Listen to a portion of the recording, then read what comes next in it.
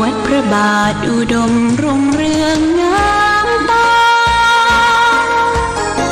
เจ้าน้อยบุญธรรมสาขาหลวงพวงเชียงใหม่ปกครองหัวเมืองฟ้าทุ่มเทแรงกายแรงใจทุกชาติพันธุ์รวมใจรักษา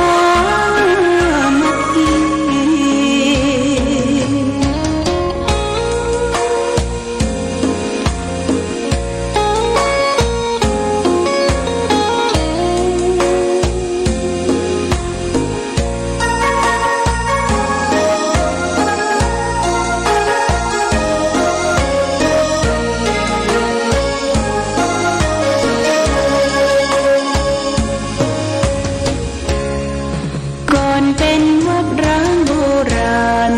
สืบสาน2524พระมหาราชครูเกษราปัญญาปรมาติกาจารย์จากวัดดับไผ่เชียงใหม่สืบสานเวลาผ่าน131 ปีนานไกลวัดพระบาทอุดมรุ่งเรืองงามตา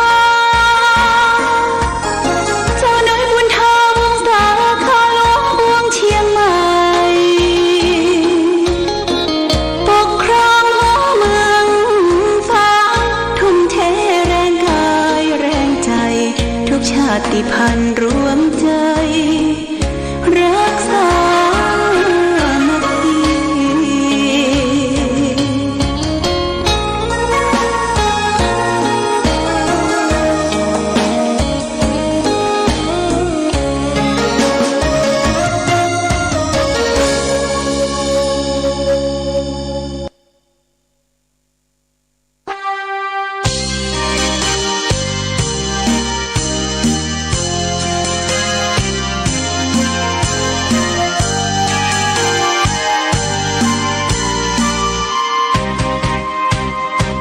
กำเนิดองค์บุญแห่งล้านนาไทย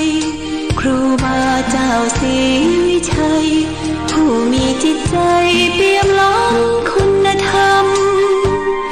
สร้างสมบารมีของดีงดงามเลิศล้ำเพื่อหวัง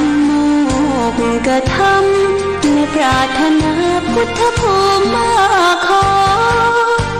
อหิงสาเป็นหลักธรรมน้อมนำมาปฏิบัติมักน้อยสันโดษเด่นชัดไม่เกลียดไม่โกรธและไม่โมโหเจริญรอยตามทางเดินหลักของพุทโธนะโมพุทธายะสิ้นชีพสรีรัมผู้คนกราบไหว้องค์บุญฟูฟื้นแห่งเมืองล้านนายึดใจเรื่อยมาองค์ครูบาศรีวิชัยผู้คนทั่วทิศทั่วแคว้นดินแดนไทยขอพรกราบไหว้พึ่งใจพึ่งบารมีอนุสาวรีย์แห่งนี้ครูบาสูงใหญ่ให้คนบูชาน้อมไหว้สำนักวิปัสสนานะโมสวาแห่งนี้วัดพระบาทอุดมให้ท่านชื่นชมพึ่งบารมีเชิญชวนญาติโยมน้องพี่ไหว้บารมีขององค์ครูบา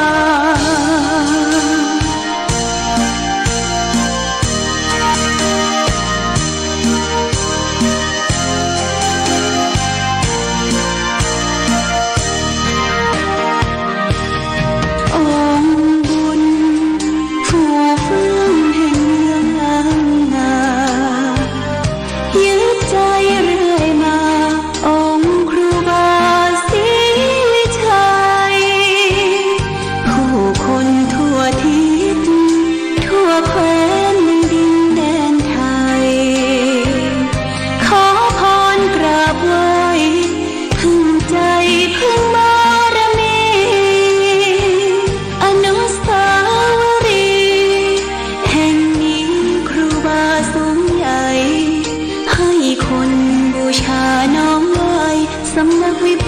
นานะโมสวาแห่งนี้วัดพระบาทอุดมให้ท่านชื่นชมพระบารมีเชิญชวนญาติโยมน้องพี่ไหว้บารมีขององค์ครูบา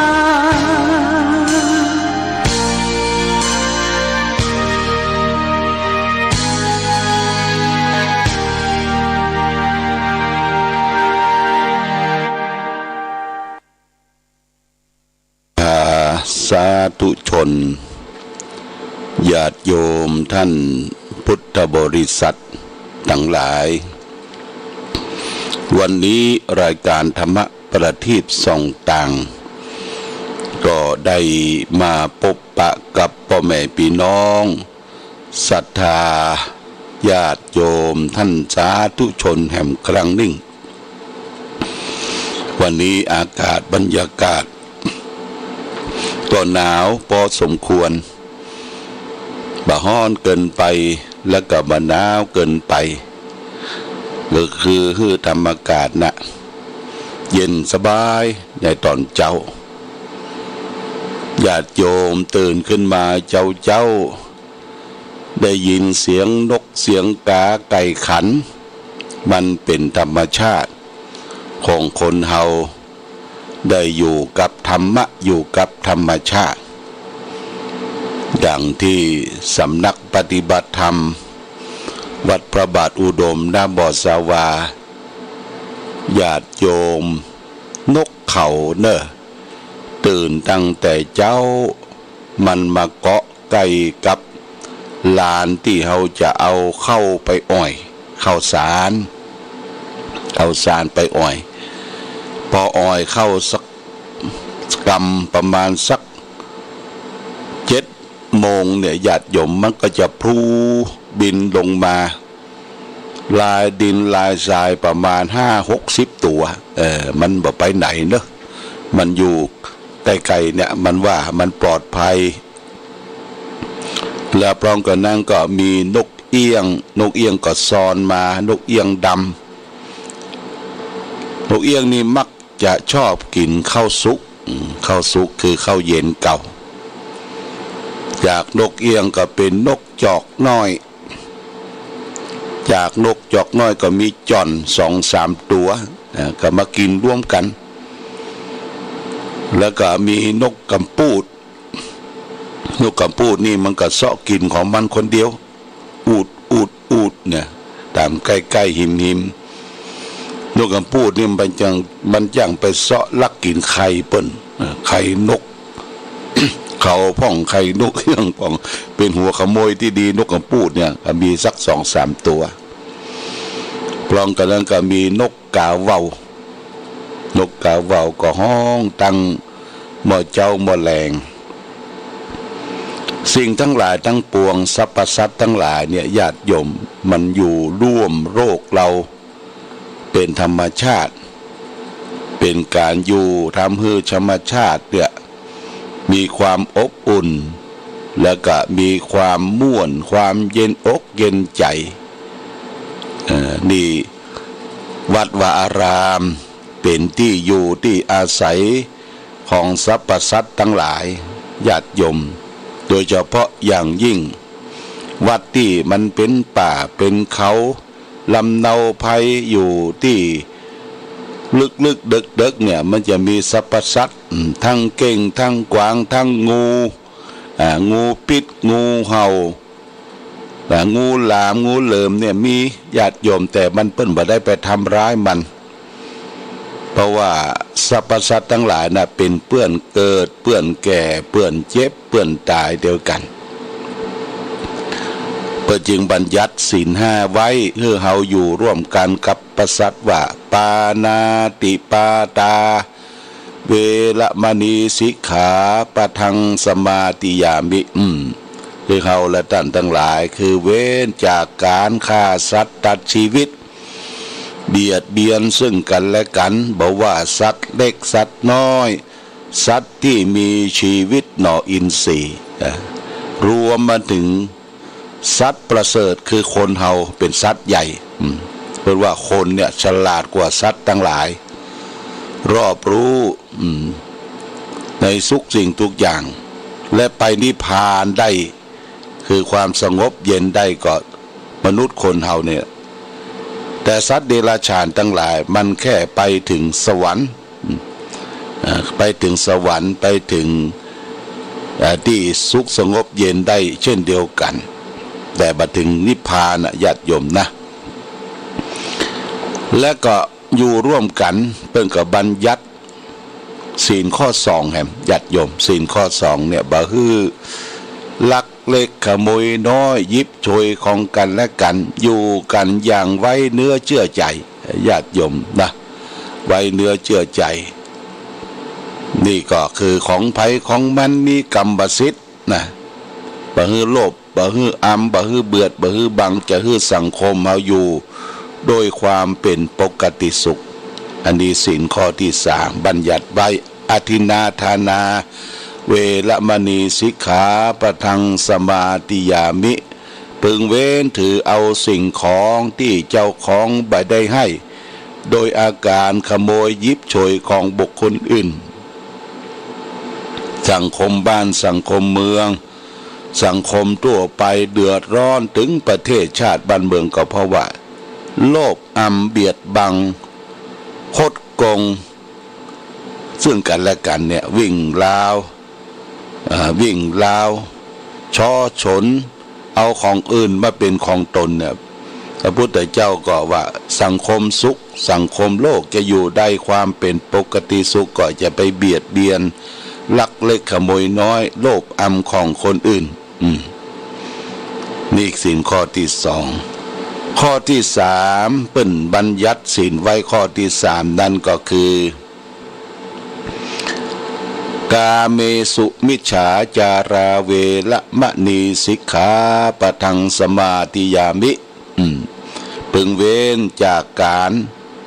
ที่ละเมิดของรักของชอบใจของคนอื่นเขาเป็นผู้อยู่เป็นครอบเป็นครัวบ่ฮื้อนอกอกนอกใจที่รักสามีเมียแปลงของตนเองเนี่ยอันนี้ก็เป็นบ่อเกิดแห่งความเดือดร้อนญาติโยมนี่เฮาได้ฟังข่าวได้ดูโทรทัศน์ได้อ่านหนังสือพิมพ์ฟังข่าววิทยุฆ่าฟันบั่นแตงกัน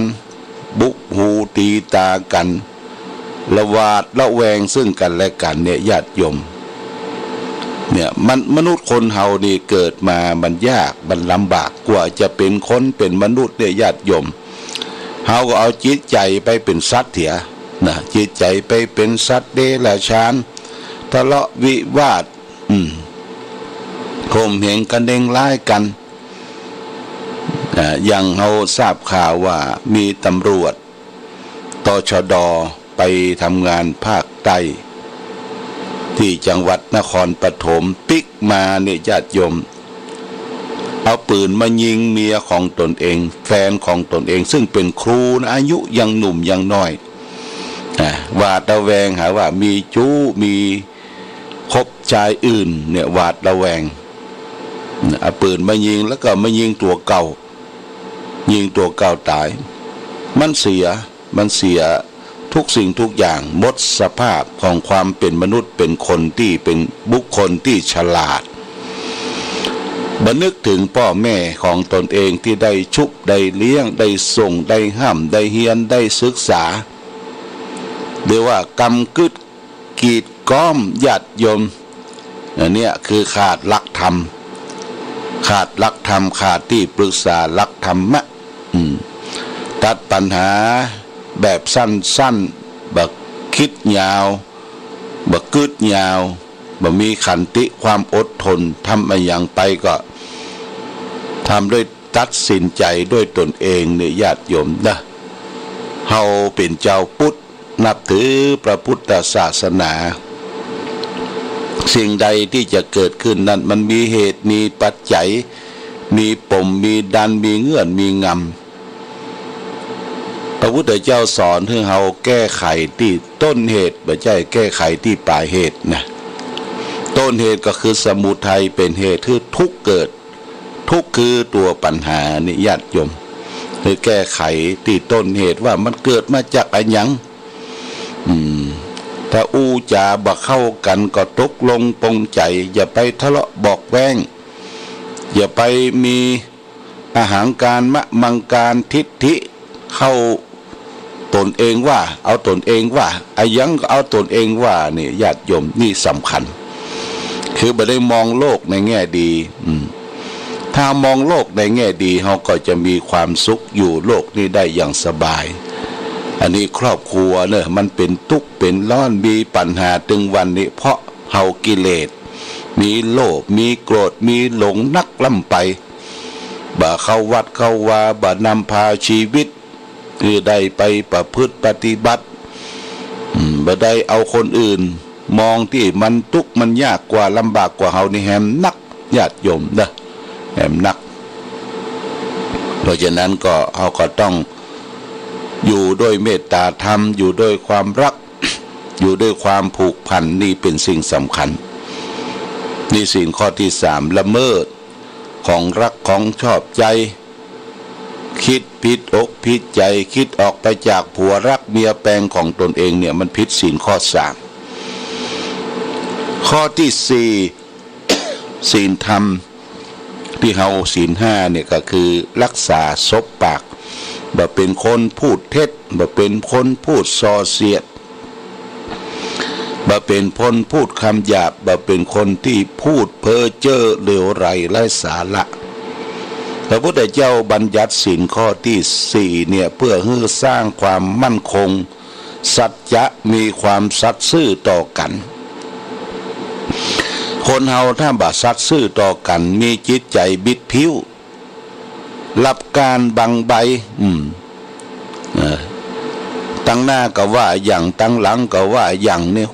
บ่ได้ความญาติโยมนะอันนี้ก็คือจะต้องรักษา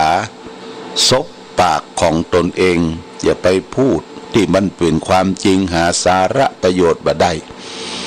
พระองค์จึงบัญญัติศีลข้อที่4ไว้ว่า มุสาวาทา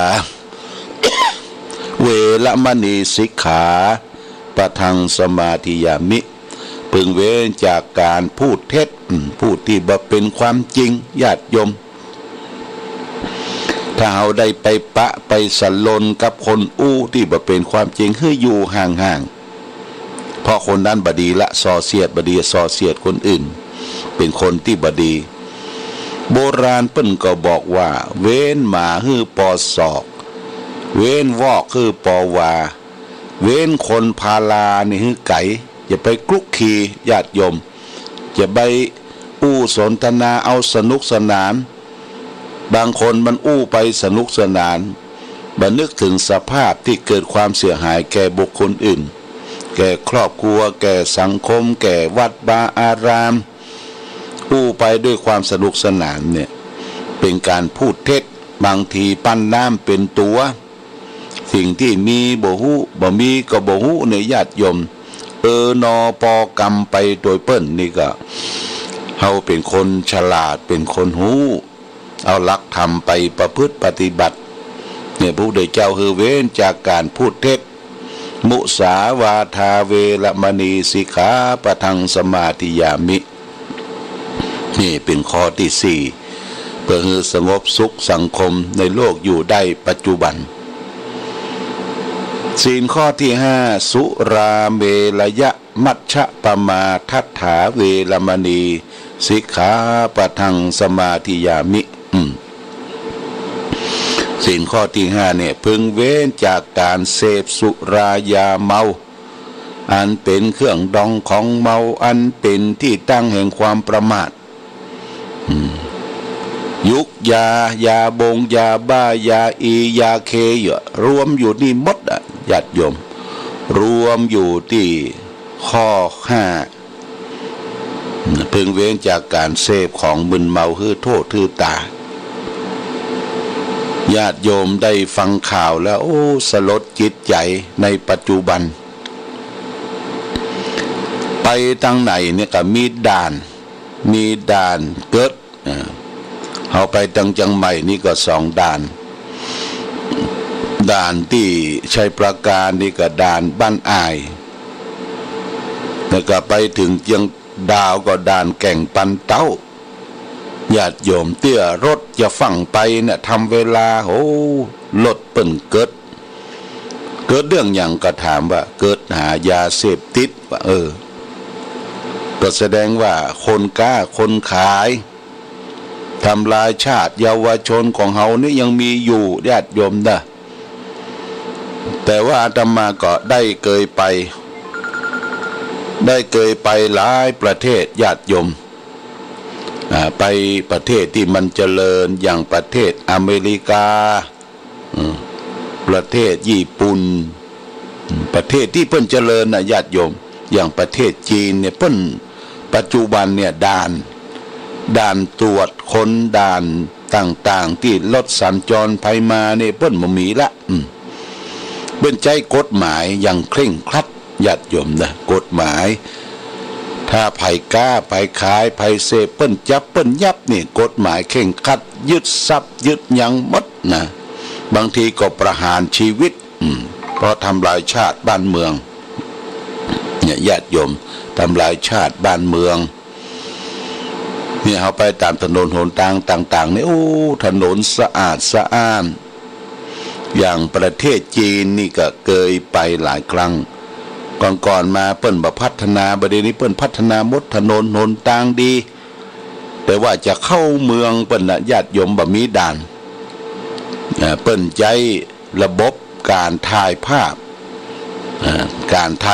รถจะเข้าจะออกเนี่ยเปิ้นถ่ายภาพพับเป๊บเช็คเอ็กซเรย์ไปในตัวบ่ใช้คนนะก็ทำให้ประเทศชาติบ้านเมืองของเปิ้นเนี่ยไปไหนคล่องแคล่วว่องไวบ่ต้องมีกลวยบ่ต้องมีด่านบ่ต้องมีคนเปลืองที่มาอยู่ตามถนนหนทางเราสังเกตว่าตำรวจทหารเนี่ยอยู่เกิดถนนหนทางก็แสดงว่าประเทศเฮาเนี่ยยังบ่เจริญเตื้อญาติโยมนะประเทศญี่ปุ่นเนี่ยโอ้ประเทศเปิ้นสะอาดสะอ้านเสาะหาตำรวจทหารนี่บ่มีแต่เปิ้นใช้ระบบคอมพิวเตอร์ดูถนนหนทางและระบบแจ้งภัยถ้าแจ้งภัยโทรศัพท์ไป191กา199กาอย่า3นาที5นาทีเนี่ยเปิ้นจะมาถึงแล้วคือระบบอย่างนี้ประเทศอเมริกาก็เหมือนกันเปิ้นเจริญนะญาติโยมนะถ้ามีเหตุเพศภัยอันใดเกิดขึ้นเนี่ยเปิ้นเตรียมสแตนบายไว้ตลอดเวลาแต่นำหนทางเนี่ยก็มีสลามบกหรือว่าตำรวจทางบกตำรวจที่ดูแลถนนหนทางตามไฮเวย์ตามต่างๆขี่รถฝั่งฟ้าวนี่บ่ได้เปิ้นจำกัดขีดในโซนของโรงเรียนเนี่ยโซนของโรงเรียนโซนของชุมชนแออัดเนี่ยเพิ่นจะขี่รถแบบคืออยู่ในลิมิตอยู่ในความเรียกว่า40-50กาถ้าออกไฮเวย์ออกถนนหลวงนี่ขี่ช้าก็บ่ได้ละญาติโยมเปิ้นบังคับมือขี่ตามลิมิตเปิ้น80-90อันนี้ได้ไปหันได้ไปหู้ได้ไปทราบหันบ้านเปิ้นประเทศชาติบ้านเมืองเปิ้นการกุ้งรุ่งเรืองเจริญบ่มีด่านที่จะตรวจค้นเรื่องของยาเสพติดเรื่องของมึนเมาถึงเล่ากันมันญาติโยมนะเหล้าสุราเนี่ยเปิ้นบ่ไปเสียเวลากับสิ่งเหล่านั้นคือบ่ไปนั่งกันห้อมล้อมตั้งแต่เจ้าถึงค่ำถึงเย็นบ้านเฮานี่ยังก็ฉลองนะมีงานศพงานซากคนที่จะกางเต็นท์กางยังทำความสะอาดกางเต็นท์กันยังเอาละเริ่มละแล้วช่วงงานศพนั้นกินกันตลอดเวลาในโรงครัวในห้องอาหารที่จัดทำเลี้ยงแขกก็มีแต่เหล้าแต่สุราบางศพบางงานนี่เสี่ยงเงินเป็นหมื่นญาติโยมหลายหมื่นขวดกองทะลึบขวดเหล้าขวดเบียร์ขวดสปะ ก็เฮาเสียไปโดยบ่ใจเหตุอันนี้อยากจะให้เราและท่านทั้งหลาย ได้คิดพิจารณาถึงศีล5ข้อที่5เนี่ยเพิ่งเว้นจากเสพสุรายาเมาอันเป็นเครื่องดองกองเมาอันเป็นที่ตั้งแห่งความประมาทโทษของการเสพสุราเนี่ยมันมี6ประการดังเป็นผูกเป็นคำกรสอนใจไว้ว่าอันสุราเมรัยใครเสพติดพาชีวิตมืดมนจนฉิบหาย1ทรัพย์สินของตนนั้นพลันวอดวาย2อาจตายด้วยทะเลาะเพราะความเมา3เจ็บป่วยด้วยโรคาพยาธิ4คนตำหนินินทาพาอับเฉา5หน้าด้านหนักหนาเวลาเมา6ธงชาติและเพลงชาติไทยเป็นสัญลักษณ์ของความเป็นไทยเราจงร่วมใจยืนตรงเคารพธงชาติด้วยความภาคภูมิใจในเอกราชและความเสียสละของบรรพบุรุษไทย